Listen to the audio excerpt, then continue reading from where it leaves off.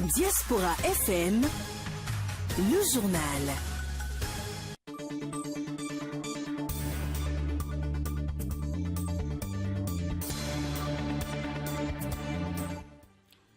L'excès de vitesse bientôt qualifié comme un délit au Bénin, c'est l'une des innovations du projet de loi portant nouveau code de la route, une loi déjà transmise à l'Assemblée nationale.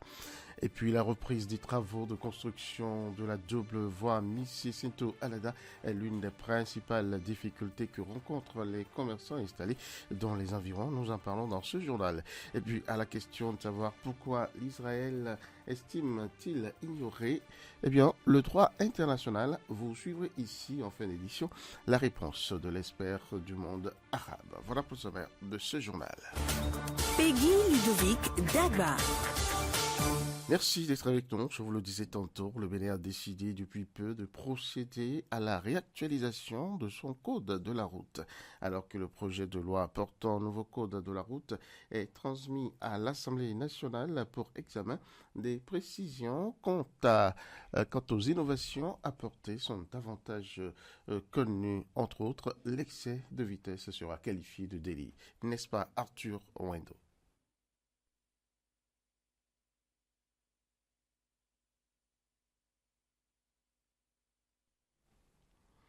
Quelques petits problèmes avec cet élément que nous allons retrouver dans nos prochaines éditions. Nous allons rester dans l'actualité de la route pour dire qu'il y a des difficultés que rencontrent les usagers, notamment les tenanciers des boutiques et bars situés sur le tronçon Missy-Sinto-Alada, à hauteur de Glodigbe, depuis la reprise des travaux de la double voie. Frédéric Espoir-Romabou est allé à la rencontre de quelques-uns de ces tenanciers qui posent les problèmes qu'ils vivent actuellement. Suivez.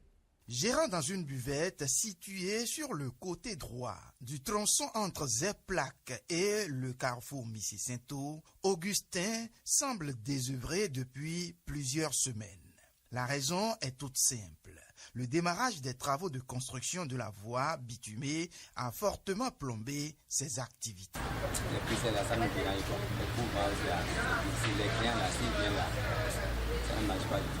Même avant là, les dames là, ils sont plus au courant. Comme nous on commencé ils ont des programmes, mais pour marcher là, ça ne va pas. C'est pour ça qu'il y a une dame maintenant, il a laissé travailler pour chercher ailleurs. La construction de la voie, bien qu'appréciée des uns et des autres, ralentit les activités des riverains. Gargoteries, boutiques, garages et même ateliers d'artisans, rien sur l'axe n'est épargné. Les activités maintenant là, avant là ça marche, mais maintenant ça ne marche pas bien pour le moment.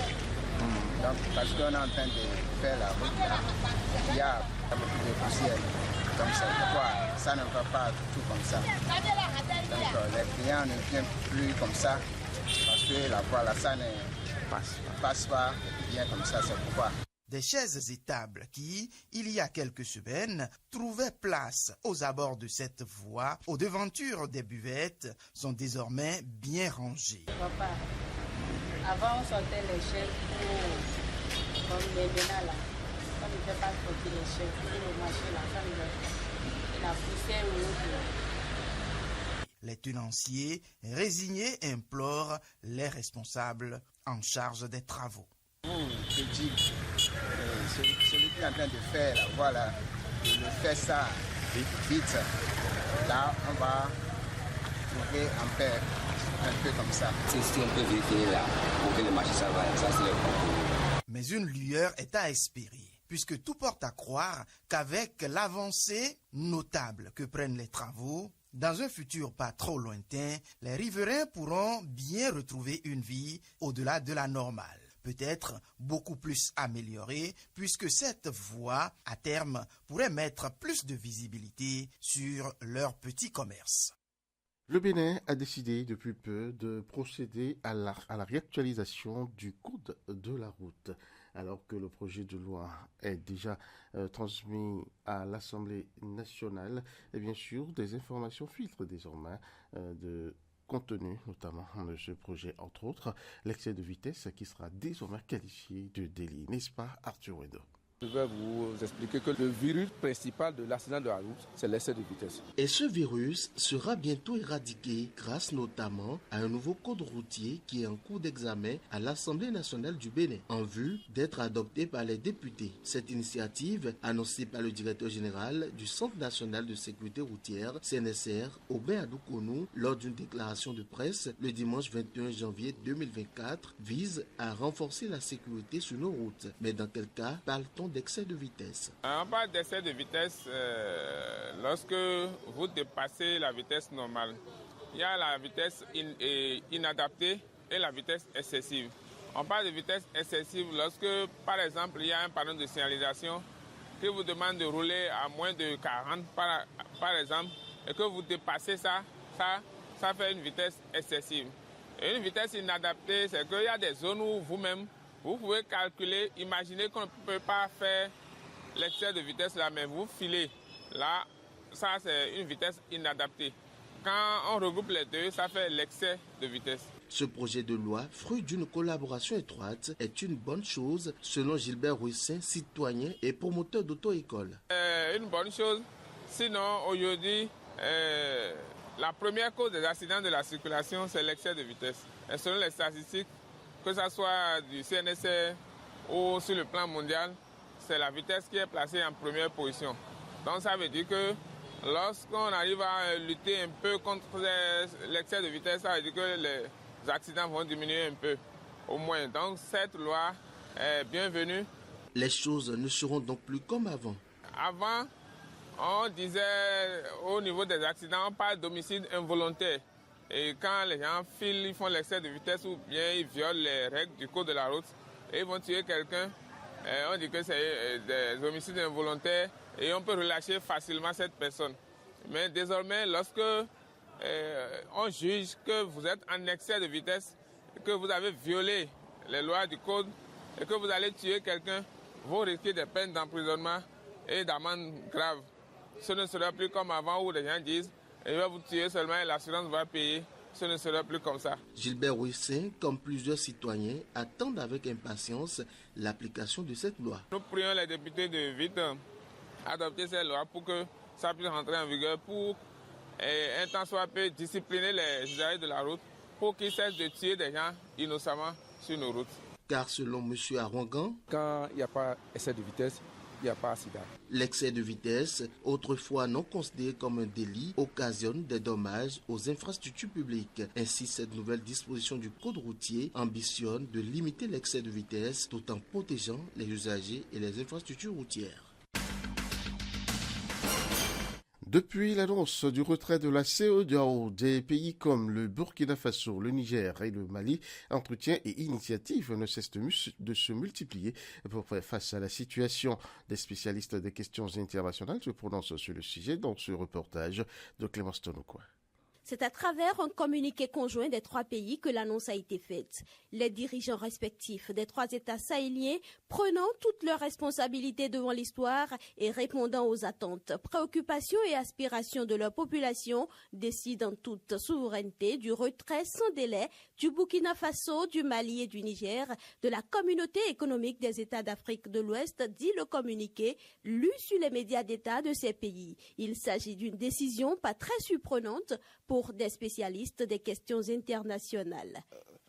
D'une pareille déclaration de retrait était assez visible depuis la décision de la CEDEAO de penser à une alternative d'utilisation de la force contre la situation au Niger. On a vu une solidarité vraiment impressionnante du Mali, du Burkina Faso par rapport à cette situation. Et à la suite, on a vu des idées. On a eu une idée de fédération passive, nourrie par le Burkina Faso à l'endroit du Mali.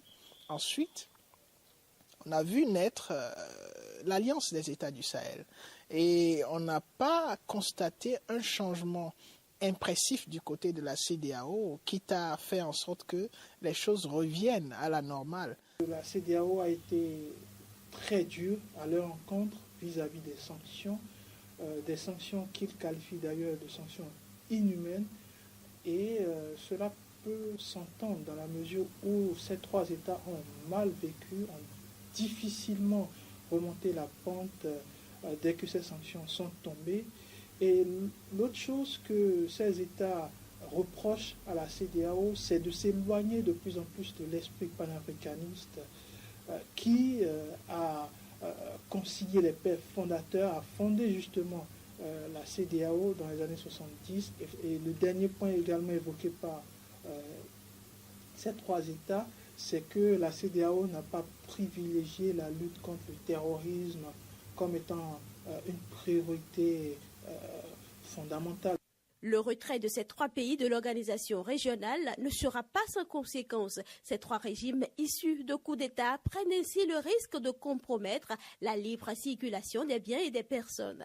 Cela implique la révision d'un ensemble de paramètres, à savoir tous les accords ou les aspects sur lesquels la CEDEAO a pu quand même avancer en matière d'intégration. On parle d'aspect économique.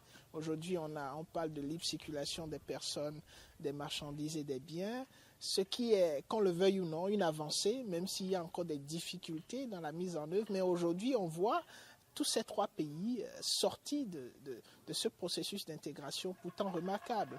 On parle de l'identité culturelle et sociale. Aujourd'hui, on parle du passeport CEDEAO, on parle de pièces d'identité CEDEAO. Avec ce retrait, c'est environ une 60aine de millions de populations qui vont changer des pièces d'identité, qui vont changer leur façon d'interagir. La CEDEAO va devoir faire sans ces trois États et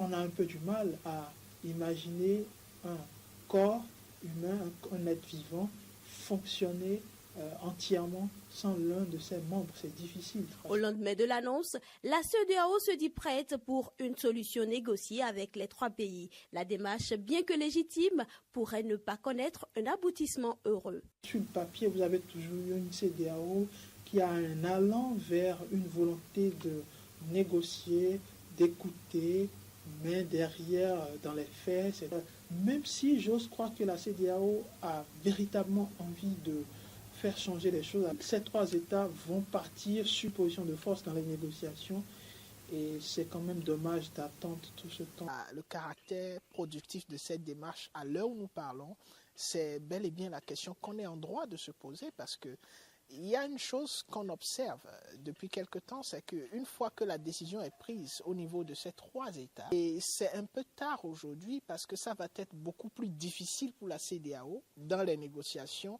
de réussir à faire revenir au processus d'intégration entamé le Burkina, le Mali et le Niger, mais c'est une perspective nécessaire. Il faut dire que ces trois pays, confrontés à des problématiques similaires d'insécurité, de djihadisme et de pauvreté, ont des relations tendues avec la CEDEAO depuis que les militaires y ont pris le pouvoir par la force en 2020 au Mali, en 2022 au Burkina Faso et en 2023 au Niger.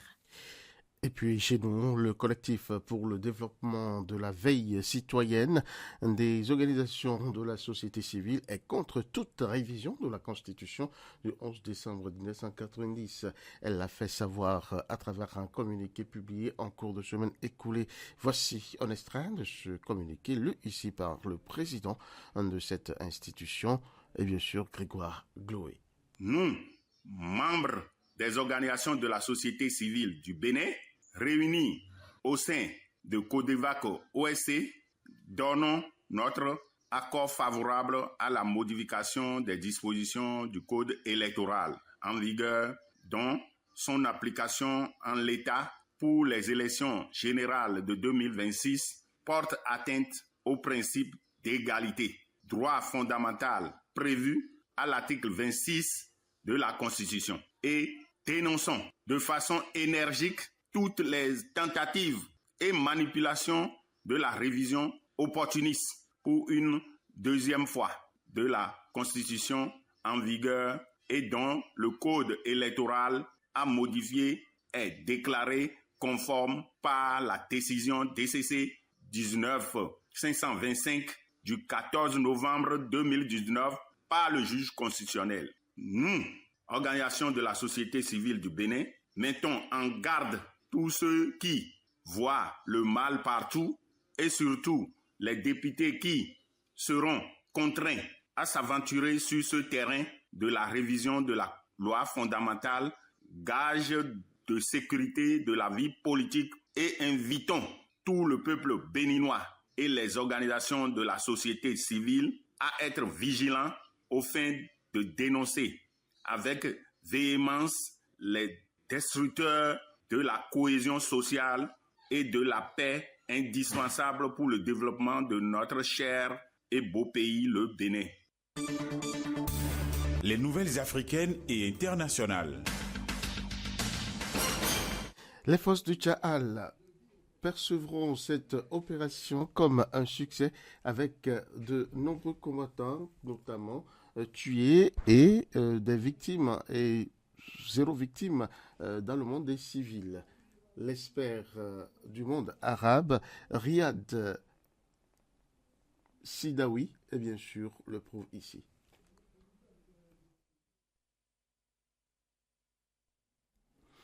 Et bien sûr, selon la Convention de Genève, l'hôpital ne peut pas être attaqué, même si des combattants ils sont soignés. À la question pourquoi Israël, bien sûr, estime qu'il faut ignorer le droit international, voici la réponse de l'expert du monde arabe.